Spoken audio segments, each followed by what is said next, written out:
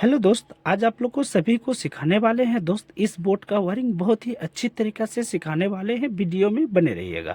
क्योंकि ये कैपेसिटर जो है, कैपेसिटर से वायरिंग करेंगे बोर्ड में, जो कि LED bulb, capacitor LED bulb को बचाएगा।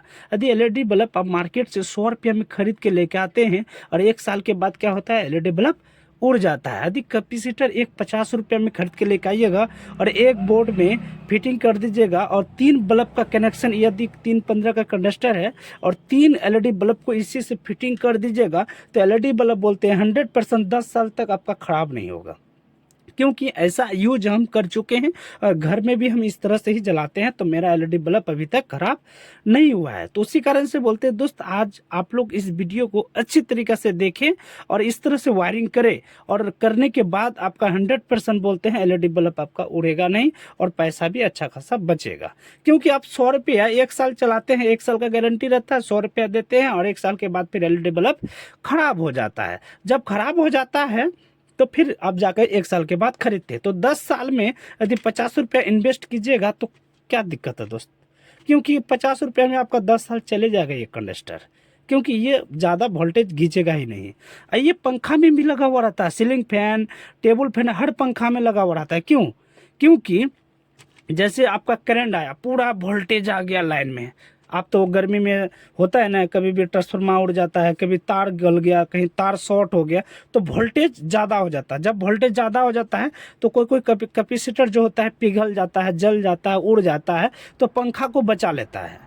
ठीक है, वोल्टेज जो होता है उसको कंट्रोल करता है। ठीक है, तो इसको किस तरह से फिटिंग करेंगे बोर्ड में, वो चीज़ अच्छे तरीके से आप लोग को बताने वाले हैं। तो चलिए इसमें हम बता देते हैं कि इसमें पहले क्या क्या चीज़ फिटिंग है। इसमें एक 5 पिन सॉकेट है, 3 गो स्विच है, एक इंडिकेटर है। यदि आपका घर पे ज़्यादा भी सामान रहेगा उससे भी आपको कोई दिक्कत नहीं है। यदि इसी बोर्ड में जिस तरह से हम बता रहे हैं, इसी तरह यदि आप लोग घर पे सीख जाइएगा ना इसी बोर्ड से, तो अब दूसरा बोर्ड भी आप इसी तरह फिटिंग कर सकते हैं। तो चलिए पहले हम बता देते हैं इसको फिटिंग कैसे किया जाता है। जैसे आप 5 पिन सॉकेट मार्केट में खरीद के लेके आए, मार्केट में 5 पिन को सॉकेट खरीद के लाए, स्विच खरीद के लाए, इंडिकेटर लेके आए, आप इसको फिटिंग कैसे करेंगे वो चीज़ अच्छे तरीके से पहले सीख लें। क्योंकि आप बोलिएगा 1 2 3 4 5 कट बोर्ड मांगिएगा तो आपको बोर्ड निकाल के दे देगा दुकानदार। ठीक है, अब इसको कटिंग क्या हो रहता है, क्योंकि ये जो कटिंग जो है ये कटिंग क्या हो रहता है। अब इसको फिटिंग कैसे करेंगे, फिटिंग करने का तरीका जो होता है, स्पिलिंग जो होता है वो ऊपर साइड में रहना चाहिए और इसको फिटिंग कर देना चाहिए। इसका भी स्पिलिंग ऊपर रहना चाहिए और इसको फिटिंग कर देना चाहिए। इसका नाम 5 पिन सॉकेट हुआ, इसका नाम स्विच हुआ, इसका नाम इंडिकेटर हुआ। ठीक है, ये चीज़ हम आप लोग को अच्छे तरीके से बता दिए।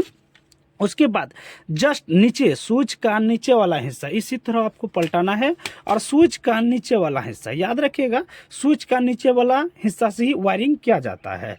तो पहले क्या करना है, ये जो स्विच देख रहे हैं, एक स्विच से इस 5 पिन सॉकेट को लाइन देंगे और 2 स्विच जो बचेगा इसमें हम एलईडी बल्ब का कनेक्शन करेंगे। क्योंकि इसमें मेरे पास 3 स्विच रहता तो 3 एलईडी बल्ब का कनेक्शन करते, अभी 2 का कनेक्शन करके दिखा रहे। इसमें पंखा में नहीं देना है ये कैपेसिटर। ठीक है, हम अच्छे तरीके से वायरिंग करने का तरीका बताएंगे, आप लोग ध्यान दीजिएगा पहले।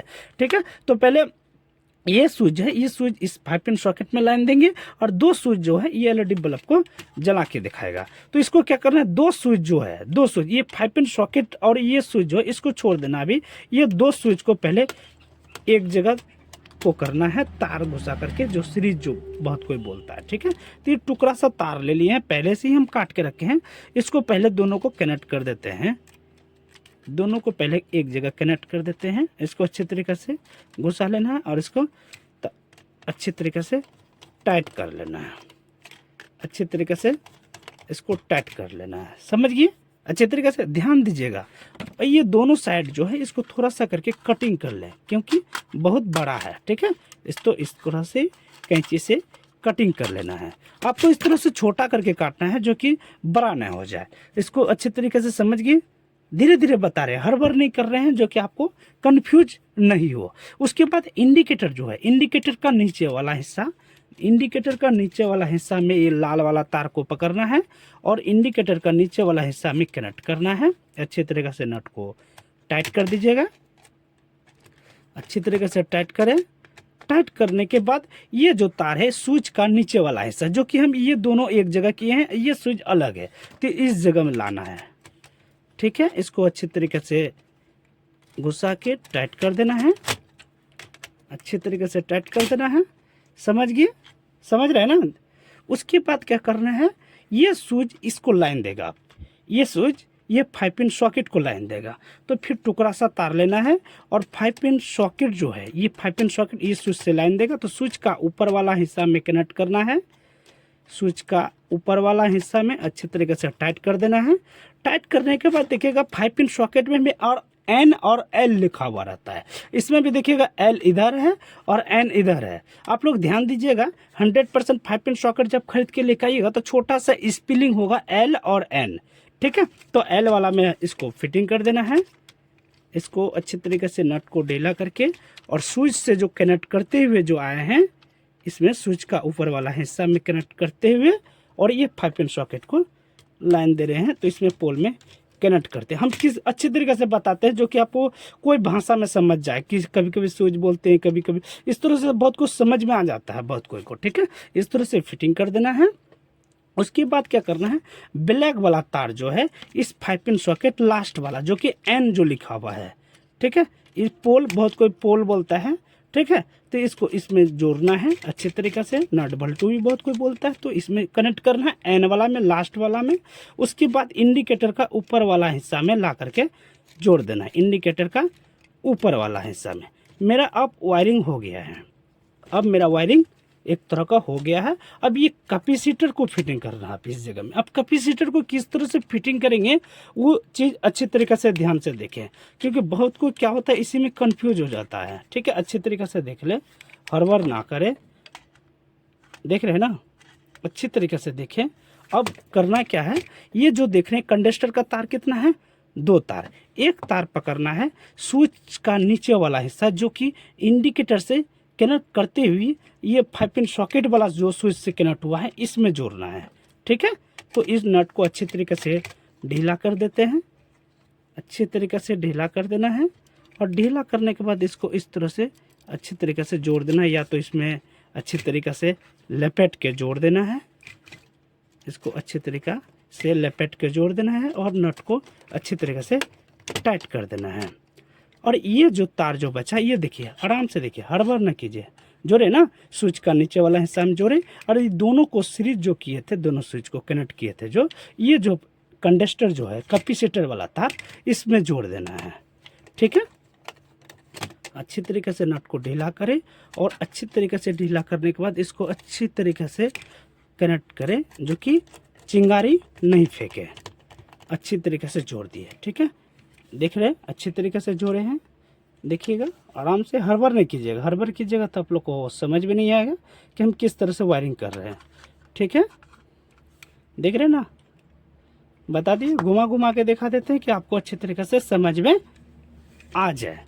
तो चलिए, ये कंडक्टर का वायरिंग हो गया है। अब इसको रख देना है इस तरह से। अब LED बल्ब का कनेक्शन कैसे करेंगे, ये जैसे मेरे पास LED बल्ब है, LED बल्ब का तार कितना होता है, 2 तार। जैसे आप होल्डर में कनेक्ट किए, कनेक्ट करने के बाद ये 2 तार जो निकलता है, एक तार पकड़ना है और स्विच का ऊपर वाला हिस्सा में कनेक्ट करना है, स्विच का ऊपर वाला हिस्सा में अच्छी तरीक़ा से स्विच का ऊपर वाला हिस्सा में कनेक्ट करना है, स्विच का ऊपर वाला हिस्सा में कनेक्ट करना है और नट को टाइट कर देना है, अच्छी तरीके से टाइट करें। उसके बाद एक तार ब्लैक वाला रखा हुआ है, ब्लैक को भी साइड में रखें। उसके बाद अब फिर दूसरा वाला होल्डर का तार पकड़ना है और लाल वाला तार फिर स्विच का ऊपर वाला हिस्सा में, स्विच का ऊपर वाला हिस्सा में, देख रहे हैं ना, ये भी स्विच खाली है ना, 2 स्विच का कनेक्शन किए थे ना, तो स्विच का ऊपर वाला हिस्सा में इसको कनेक्ट करना है। नट को अच्छी तरीके से ढीला करें, जो कि तार अच्छी तरीके से उस जगह में घुस के टाइट हो जाए। अब इसको टाइट कर देना है, अच्छी तरीके से टाइट करें। उसके बाद ब्लैक वाला तार जो मेरा कितना तार बचा है, 2 तार, जो कि 2 कनेक्शन किए हैं तो 2 ही ना ब्लैक तार बचेगा।